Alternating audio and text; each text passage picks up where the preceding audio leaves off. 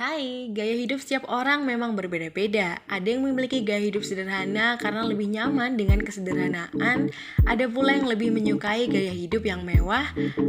Ada dua gaya hidup yang familiar, yaitu gaya hidup minimalis dan gaya hidup hedonisme.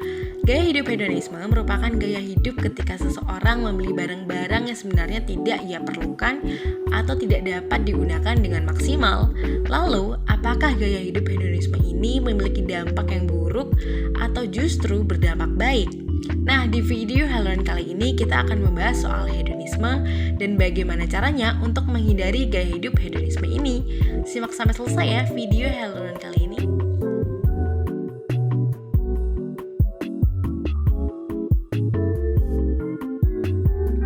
Hedonisme berasal dari kata Yunani berarti hedon yang berarti kesenangan. Aristippos, seorang filsuf dari Yunani, mengatakan bahwa hal terbaik bagi manusia adalah kesenangan. Hedonisme merupakan gaya hidup yang menganggap bahwa kesenangan dan kenikmatan materi adalah tujuan hidup. Biasanya kesenangan ini identik dengan uang dan berbelanja sesuai kebutuhan maupun keinginan. Jika mengacu pada Kamus Besar Bahasa Indonesia atau KBBI, arti hedonisme adalah suatu pandangan hidup yang menganggap kesenangan dan kenikmatan materi sebagai tujuan hidupnya. Seseorang dikategorikan memiliki pandangan hedonisme pada saat melakukan kegiatan yang mengarah pada gaya hidup, modernisasi, dan juga pasti cenderung untuk menghabiskan banyak uang dan waktu untuk mengejar kesenangan semata. Kesimpulannya, hedonisme merupakan gaya hidup yang menghabiskan banyak uang untuk kesenangan semata. Nah, berikut ada 6 ciri-ciri penganut hedonisme. Yang pertama adalah cenderung bersikap egois. Yang kedua, tidak punya empati terhadap lingkungan sekitar. Yang ketiga, menggunakan segala cara untuk mencapai kesenangannya. Yang keempat, pilih-pilih dalam hidup bersosialisasi. Yang kelima, jika kesenangan mereka dianggap bertentangan dengan hukum dan sosial, mereka cenderung melakukan pembenaran. Yang terakhir, punya hasrat tinggi untuk hidup mewah.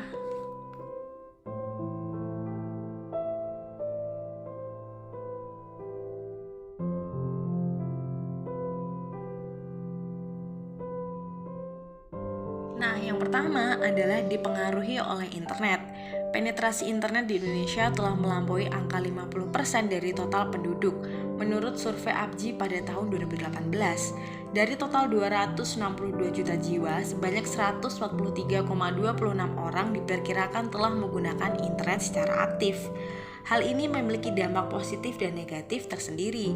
Dampak positifnya adalah pergerakan generasi milenial menjadi sangat cepat dan tanpa ada daya hambatan. Contohnya aja, anak muda milenial nggak perlu lagi datang ke toko untuk lihat barang-barang yang ingin mereka beli. Tinggal buka HP udah bisa lihat barang-barang yang mau dibeli. Namun di sisi lain, budaya digital dan penggunaan internet ini telah membuat generasi milenial sangat konsumtif. Yang kedua adalah dipengaruhi oleh influencer. Kebanyakan anak muda pasti memiliki akun sosial media. Mereka yang aktif di sosial media pasti memiliki influencer favorit mereka. Influencer ini memproduksi konten dan memiliki jumlah pengikut yang banyak. Mereka biasanya sering bekerja sama dengan berbagai label untuk mempromosikan produk mereka atau endorsement. Ketika anak-anak muda melihat influencer favoritnya menggunakan sebuah barang, ia pun akan terdorong untuk ikut membelinya. Hal ini bisa disebut dengan hidup hedon. Yang terakhir adalah konformitas hedonis dan perilaku konsumtif. Usia generasi Z dan milenial adalah masa di mana mereka senang bermain dengan teman-teman sebayanya. Tapi terkadang hal tersebut membuat sebagian dari mereka merasa harus melakukan hal yang sama seperti yang dilakukan temannya. Jika ada dari mereka bisa berbelanja barang-barang branded, mereka juga ingin melakukan hal tersebut bagaimanapun caranya. Generasi sekarang cenderung mengikuti tren supaya disukai dan diterima oleh temannya. Tapi ini benar sih.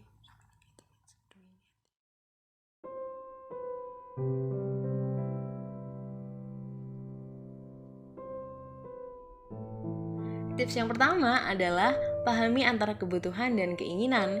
Agar tidak terperangkap dalam gaya hidup yang hedonis, tentunya kamu perlu cermat dan memahami dan membedakan antara kebutuhan dan keinginan.